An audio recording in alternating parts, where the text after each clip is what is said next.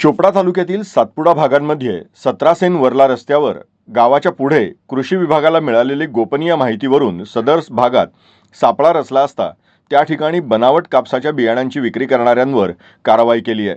सदर इसमाकडे 10 पाकिटं अवैध बनावट आणि विनापरवाना कापूस बियाणं पाकिटांवर 1050 किंमत असताना स्वतःच्या फायद्यासाठी प्रति पाकिट 4500 प्रमाणे विक्री करून शासनाची फसवणूक केली म्हणून चोपडा ग्रामीण पोलीस स्टेशनला गुन्हा दाखल करण्यात आलाय। ह्या गोपनीय माहितीच्या आधारे आपण सापळा रचला।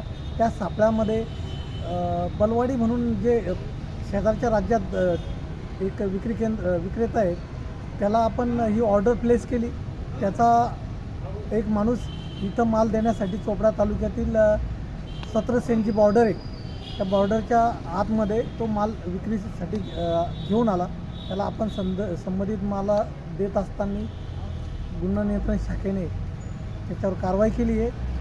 त्या कारवाईमध्ये आपण त्या पॅकेटाची पाहणी केली, त्याच्यावर बारकोड, त्याच्यावरचा लेबल नंबर, लॉट नंबर, कंपनीचे प्रतिनिधी यांनाही बोलून घेतलं, त्यांची पण खात्री झालेली आहे। आता कंपनीने पण आपल्याला जबाब दिला आहे की हे जो माल आहे हा कंपनीचं उत्पादन नाही आहे। याचा अर्थ हा आता आमचा पक्का विश्वास झालेला आहे हे बनावट बियाणं आहे आणि हे बनावट बियाणं आता खरीप हंगाम येतो आहे आणि पावसाच्या आगमनात शेतकऱ्यांनी बियाणे खरेदी सुरू केली।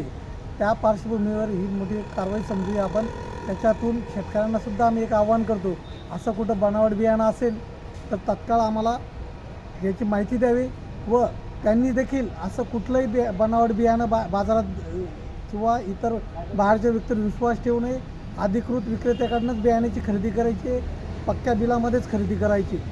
आता सर, आज चोपडा तालुक्यात बनावट बियाणे विक्री करणाऱ्यांवर कारवाई केलेली आहे, या संदर्भात सविस्तर गेल्या 15 दिवसापासून आपण पाहत असाल की चोपडा तालुक्यामध्ये बियाण्याच्या संदर्भात आणि विशेष करून कापसाच्या बीटी बियाण्याच्या संदर्भात बऱ्याचशा तक्रारी प्राप्त झालेल्या होत्या। आपल्या नाशिक विभागाचे विभागीय कृषी सहसंचालक श्री मोहन वाघ साहेब यांच्या मार्गदर्शनाअंतर्गत आपण जे काही गुणवत्ता नियंत्रण कक्ष होता त्या पथकाने येथील विभागीय गुण नियंत्रक निरीक्षक श्री पान पाटील तसेच जिल्हा परिषदेचे मोहीम अधिकारी श्री विजय पवार साहेब, जिल्हा गुणवत्ता नियंत्रण निरीक्षक विकास बोडसे या सर्वांच्या मदतीने आज आपण 17 सेन परिसरामध्ये या बनावट बियाणं जे अंबिका निर्मल सीड्स कंपनीचं प्रोडक्शन आहे त्याचं बनावट बियाणं विक्री करण्यासंदर्भात जी काही माहिती मिळाली होती त्या अनुषंगाने सापळा रचण्यात आला आणि जवळपास 45,000 रुपये रकमेचे हे जे बियाणं आहे